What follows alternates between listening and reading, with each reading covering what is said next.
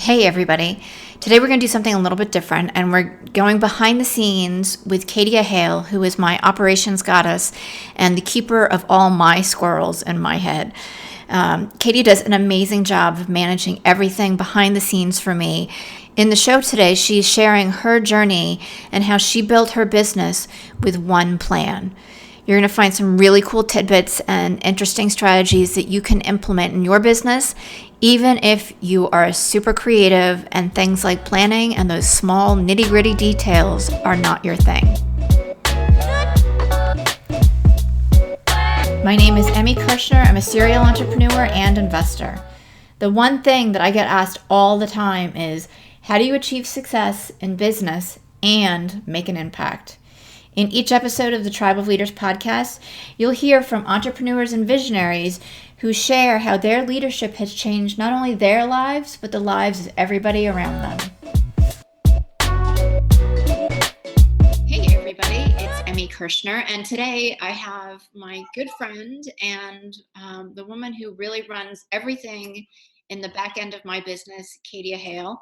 Katie is an online business manager, and I want to welcome you to the show. I'm really excited to be talking with you.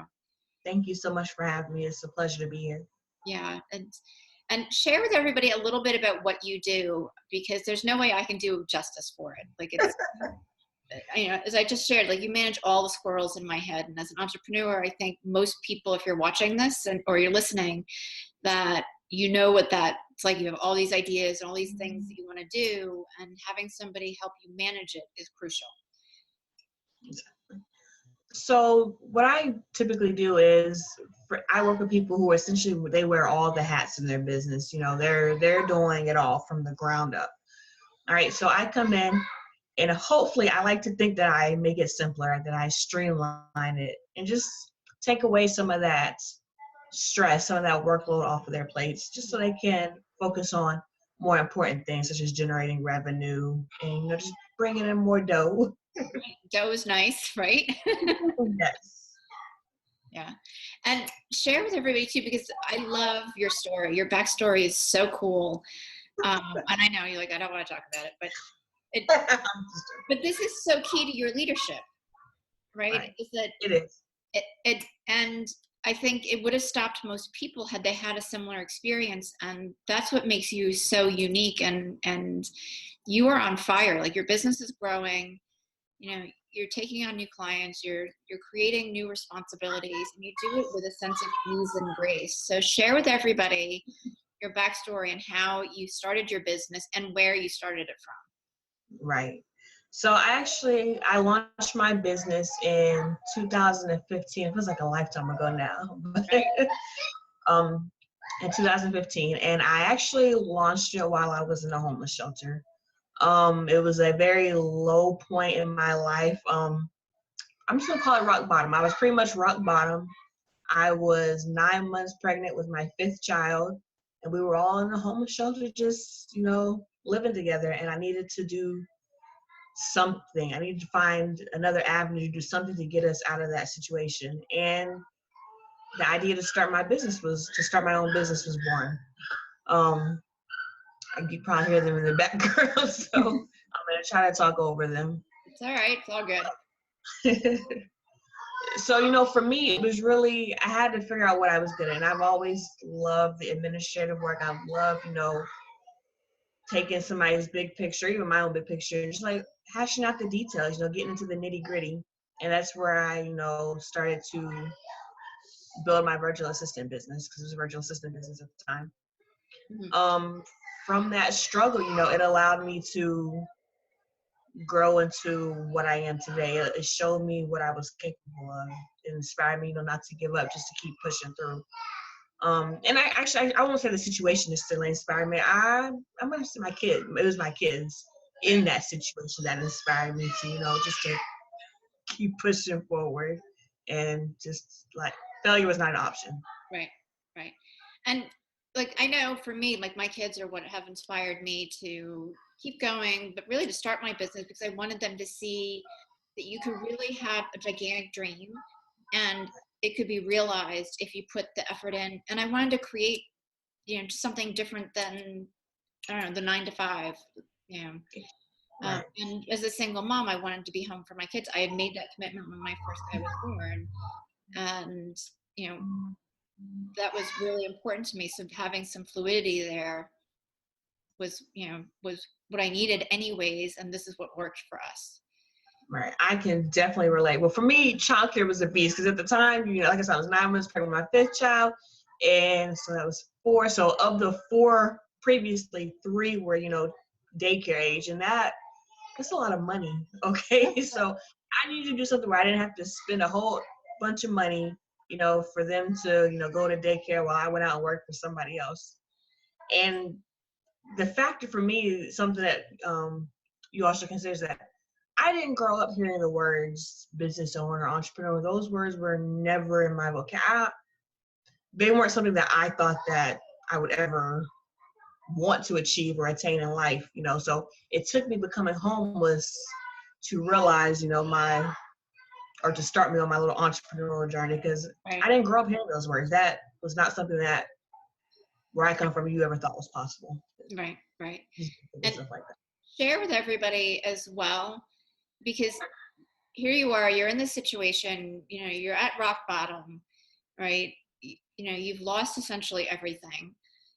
You're 9 months pregnant, and being an entrepreneur wasn't exactly like, oh, hey, let me go start this right this second, right? But at the same point, you've mentioned before, you went in with a plan, like Right. that you entered that homeless shelter with a plan to get out.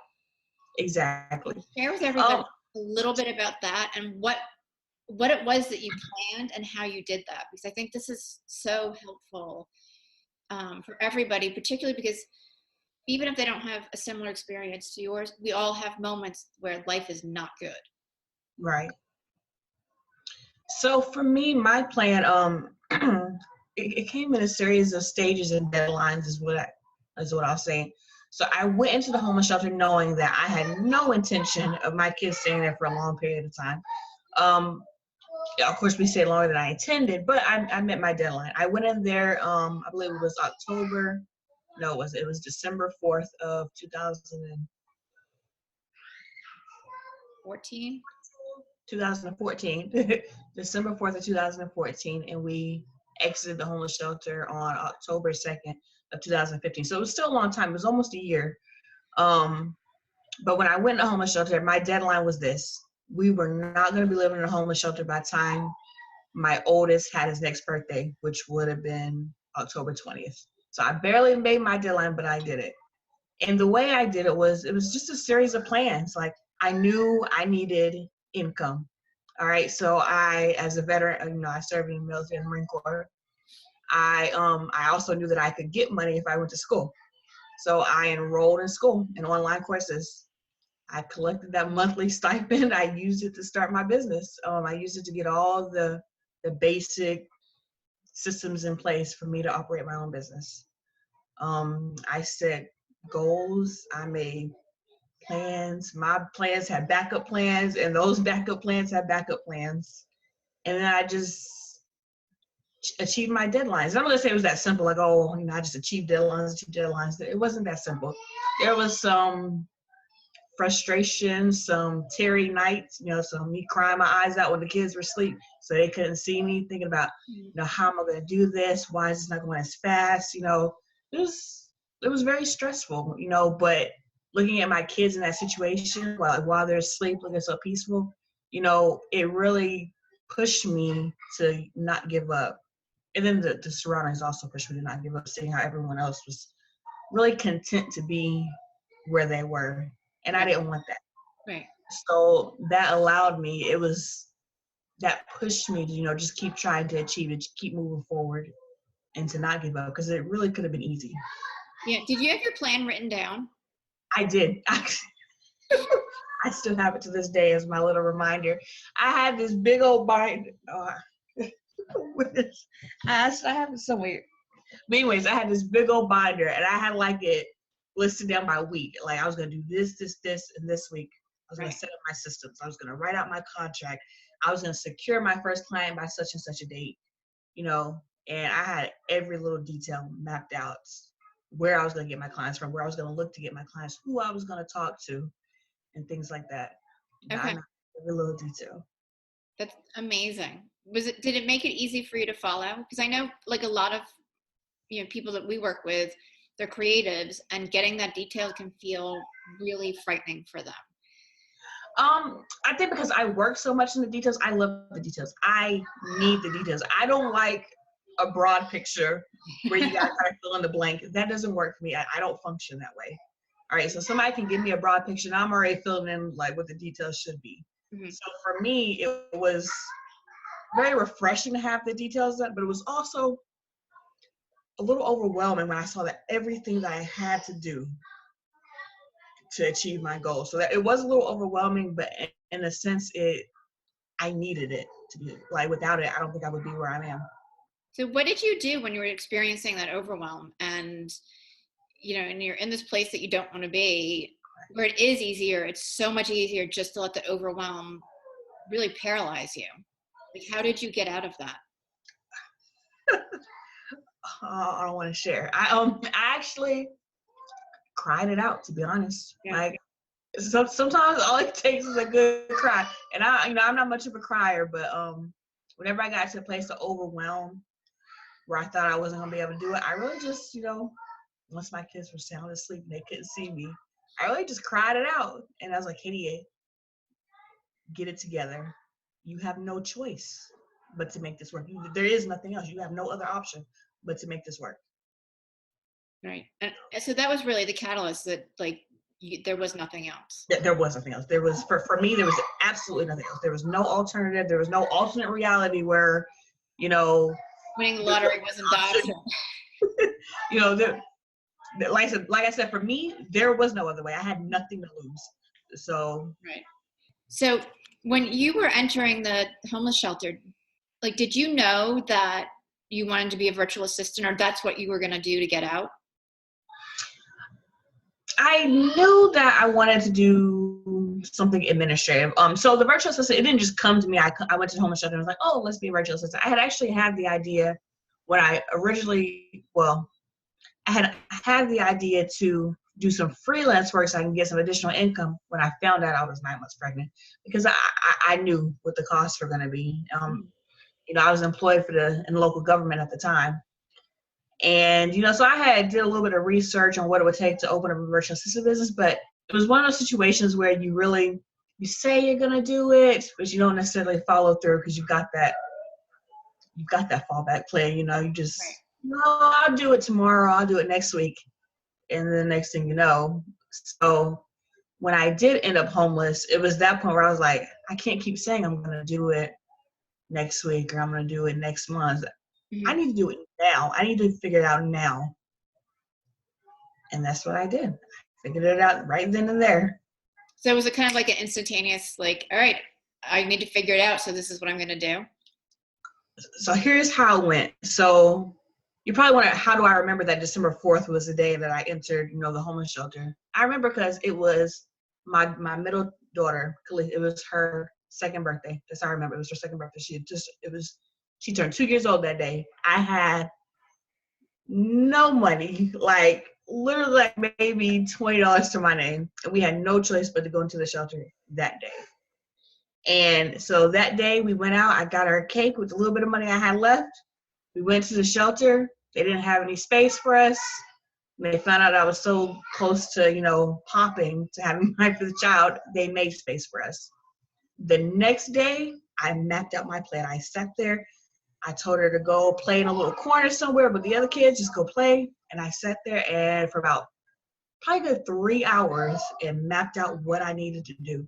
I had my plan mapped out by that night around 11 or so. Amazing. And then you enrolled in school. Yeah, so I did. So it's funny because you are in school and you have 5 kids. It was very stressful. Like I said, December 4th was her birthday. December 5th, I mapped out my plan.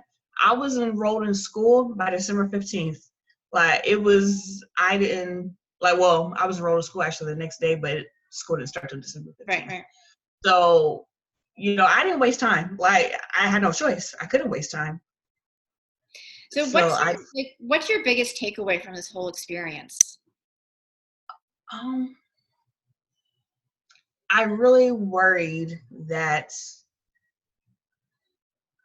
I wouldn't be successful, that I wouldn't be able to make it. Let's say I wasn't, it showed me what I was capable of. There was so many doubts in my head. There was so many things going on. And I was ready to give up. I won't go into that. I was ready to give up, and going through this experience, it showed me that I can handle a lot more than what I ever thought I could. Mhm. So bring on the hardships. I can take it. Did it free you up in a way too? Because I've heard that with some people who've had some really like just horrifying things happen to them, that at the point that they let go of everything. I would definitely say it was freeing for me. Remember, I keep saying, I had nothing to lose. I mean, I had nothing to lose, so I really could just do whatever, as long as it led me on the path to Right. where I wanted to end up. It was definitely very freeing. And I'll have to say this: I know a lot of people say, "Oh, they wish they hadn't gone through that," and at the time, I wish that. But looking back on it now, if I hadn't went through that homelessness, I would have never. There's no way I would have ended up on the path that I'm on now. It just wouldn't have happened. Right. So let's fast forward, right? It's 3.5 years later. Yep. Your virtual assistant business has grown into you really shifting it and becoming an online business manager. So it's more than just doing some administrative stuff for other people. What's next for you? Oh God. So I have a dream. Okay. My dream is to have a team of people, to be leading a team of people who are just doing what I asked, just like knocking it back, doing this, just like slaying their clients' dreams, making things possible for my clients. Right. So I want to be leading, a team and take over the world.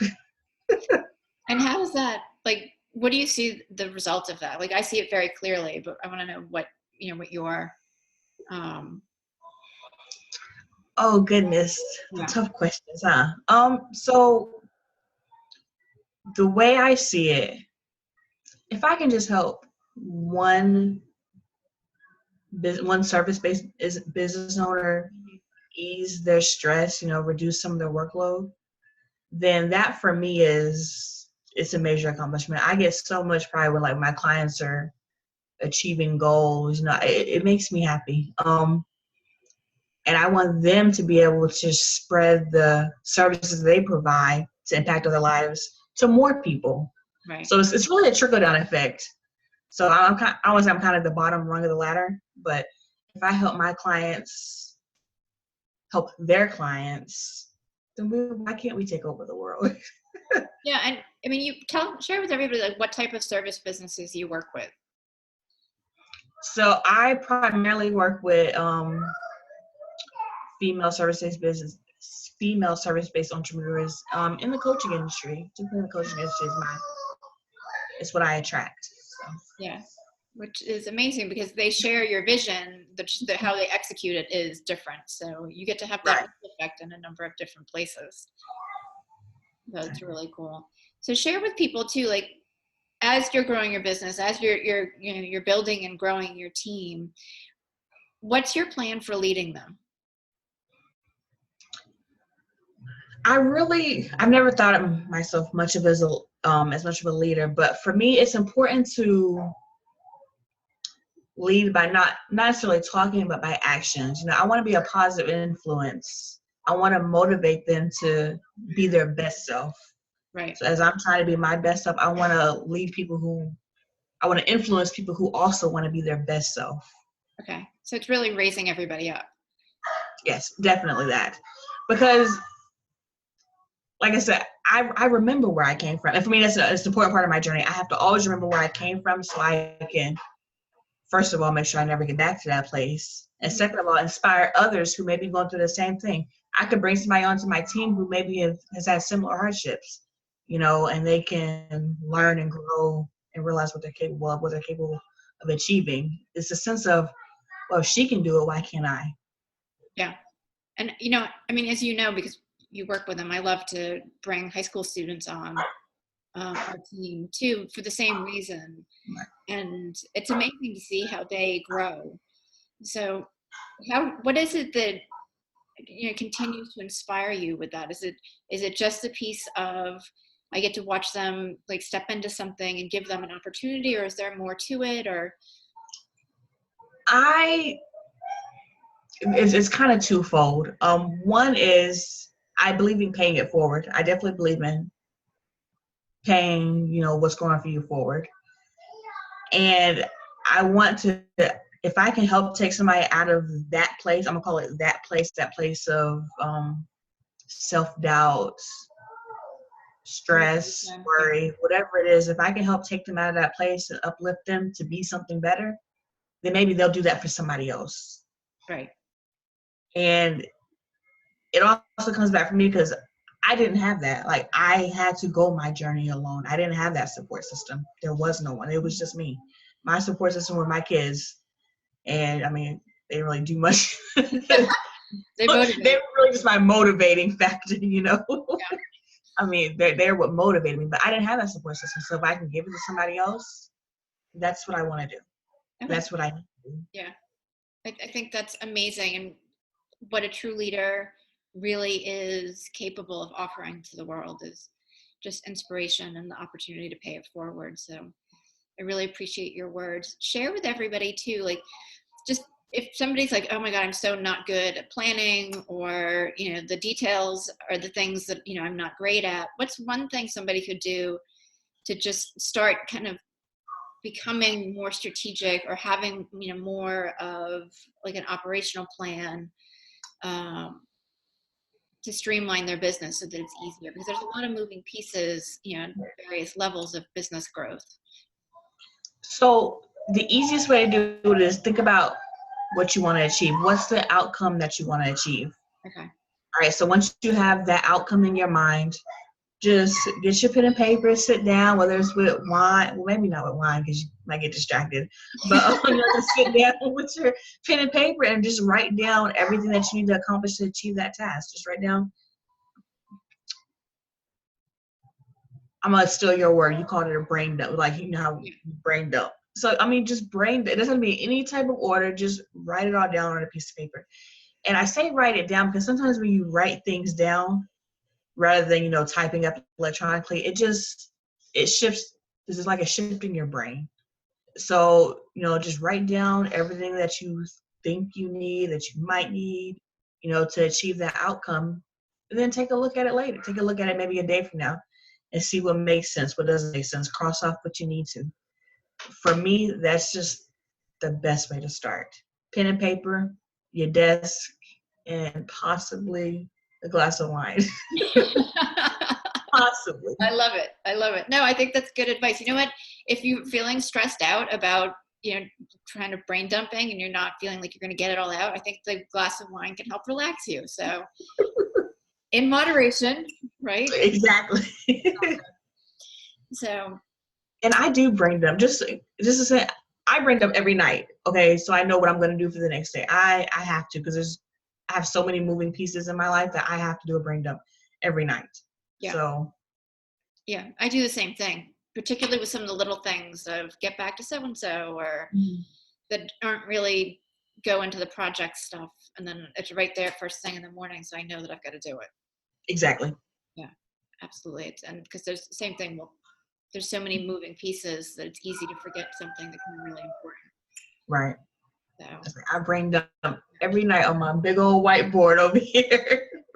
That's great. So, I mean, this has been awesome. And I want to thank you, because I'm really grateful for you sharing your story. I think it's important for other people to hear.